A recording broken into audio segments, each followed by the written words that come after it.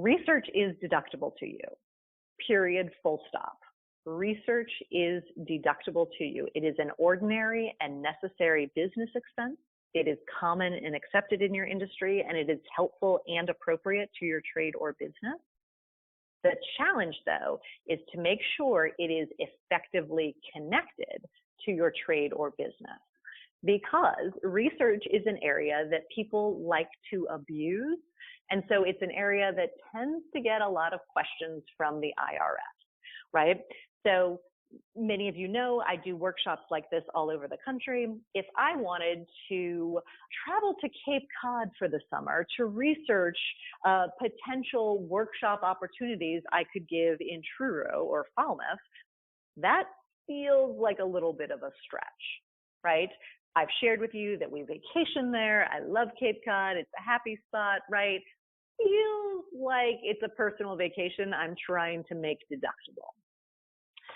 Conversely, this past weekend, I got to be in Austin, Texas, which is an amazing city that I completely love. And I was there doing site visits with 3 clients I'm working with through Bloomberg Philanthropy. So the primary purpose of that trip is 100% business related, right? While I was there, did I happen to take a couple meetings, explore a couple new potential client options, maybe do some research? Absolutely, right? But the primary purpose of that trip was business related already, so the research feels less controversial. Other places this comes up are subscriptions to go to museums, right? Or maybe reference material, you might purchase books, subscriptions to different services like arts journals or something like that.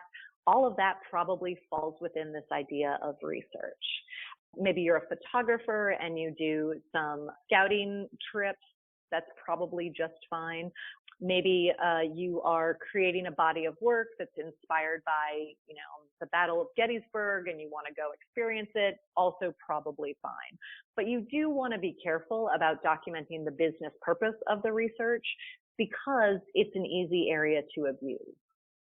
I was working with a playwright once who happened to be a huge fan of the New York Yankees, and he asked with a completely straight face if he could deduct his season tickets to the Yankees because he really wanted to write a play about them. And the answer is no, you can't just deduct something that you're already doing because you want to kind of make it business related. But then I said, okay, here's the fact pattern where that would make sense. Let's pretend someone has commissioned you to write a play about the Yankees. Or let's pretend you have maybe not a commission, but a really solid sort of invitation to workshop a new play about the Yankees somewhere, right?